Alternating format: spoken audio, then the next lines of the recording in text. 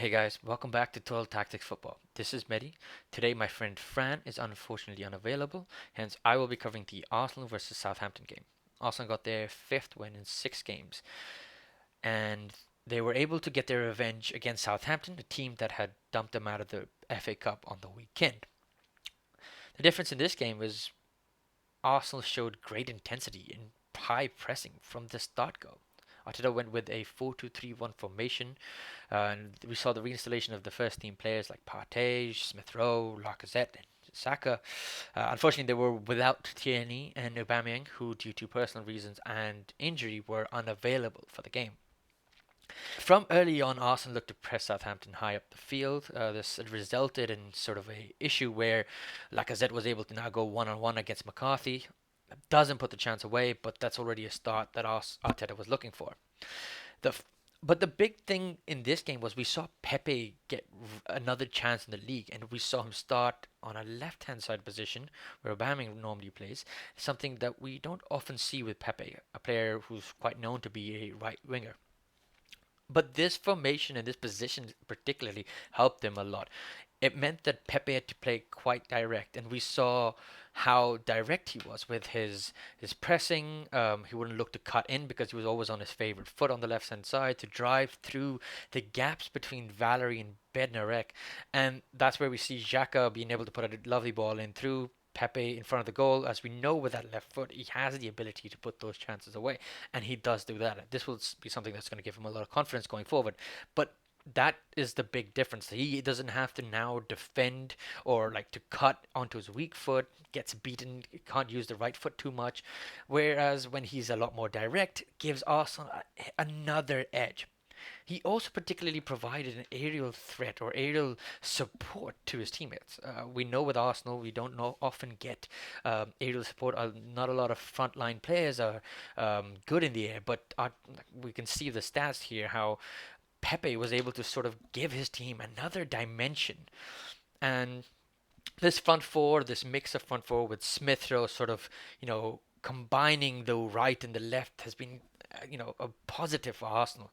Unfortunately, they lost him to injury during the second half, but hopefully he can return for Arsenal fans. But it was the fact that these front four can link so well. We saw here how Lacazette is able to put Saka through with a great through ball. Saka does so well to round his Kia around McCarthy and score. And another chance, Saka is able to use his weak foot and create for Lacazette. But for this goal, this third goal, a lot of credit goes to Cedric, a player who's playing on the left back, and he puts in a beautiful ball from the deep to Saka, who's able to, cut it back for a striker. The thing is, with Cedric, we saw another dimension to a fullback that Arsenal doesn't necessarily have, with Southampton heavily overloading onto a side when they're pressing. This can leave space on the opposite flanks, and Cedric was tasked with switching the play. As we see here again, he switches the play and is able to find some of these spaces where fast players like Saka and Smith Rowe are able to take advantage of these chances. And Cedric put in an incredible performance on a not his preferred position, and it's something that gives Arteta something to think about in case they need to use a player in the ability to change the flanks. We saw Xhaka and Partey again start in the midfield today in the double pivot, and they seem to be able to give Arsenal some sort of defensive assurance in that midfield, with being able to either protect the back line and at the same time recycle the ball and give it to the wingers or Smith Rowe who drops into that hole to help out the teammates. And that's been a big key for Arteta's Arsenal this time around in the last few games, is they are able to now move the ball from defense to attack in very smooth motions. And when they do lack, they have the Smith Rowe as a connector who's able to give them this extra man there to be able to drop and support the midfielders or the players on the wings, and able to create these sort of passing triangles. Just before we get on to Southampton, I would like to thank you guys for watching our videos, and we would love if you guys would comment more and engage with us.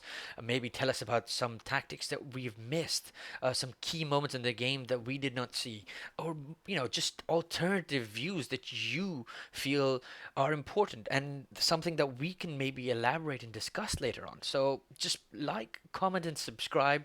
It helps the channel, it helps us, and we want to give you the best quality content out there on YouTube. So going back to Southampton, Ralph Hasenhüttl played with his usual 4-4-2, a formation that he really likes. It's set up with a system with the front two of Ings and Che Adams. Unfortunately, they were quite light with their usual team. They missed out on Kyle Walker-Peters and Bertrand. Westergaard through injury as well. They didn't have their Oli Romeo, someone who's made himself a fixture in this lineup. But the difference again was the fact that they looked a little leggy. They played three days ago in the FA Cup against Arsenal, and they put in their first team, used a lot of energy, and you could see today that they weren't able to intensely press for the whole 90 minutes, as you expect from Ralph Hasenhüttl's team. For me, Armstrong had an incredible game. He's able to beat his man here in Pepe, and able to just freely move into the box, scores, gets at the end of an excellent James Ward-Prowse corner and finishes with a great strike. Something maybe Pepe could have done better. Arsenal were allowed him to relatively move in freely. But at the same time, he was a constant threat the whole game. He, on the left-hand side, caused Bellerin several problems early on, forcing Bellerin to get a yellow card, which sort of restricted him from taking on, causing more trouble or tackles for Armstrong. And that is where this Ralph Hasenhüttl's tactics work. That the wingers don't necessarily always just play on the flanks. They have the freedoms to come infield, cause the sort of problems, break the shape, be a bit more free. And in doing that, it causes the opposition to struggle a little bit in dealing with those players who move freely. We saw in this situation where they're heavily on the left hand side. They play the ball out from defense, something that they've been trying all game. Struggled with a little bit due to Arsenal's press, but several times they were able to break through that press, pass out the ball. They switch from the left hand side, Che Adam with a nice flick, move it to the right. Valerie, the right back who came in place of Kyle Peters, gets in this excellent position, but unfortunately is not able to finish. But it showed that how Southampton, they followed their ideology, their belief, the style of play that the coach wants, to play out the back in a quick touches, high intensity, and move the ball from the defense to attack in quick succession. And we saw them do that again. Unfortunately, Arsenal were able to cause them a lot of problems upfield, and the game was just not there. They couldn't give the same intensity, and Arteta's team got their 3 points.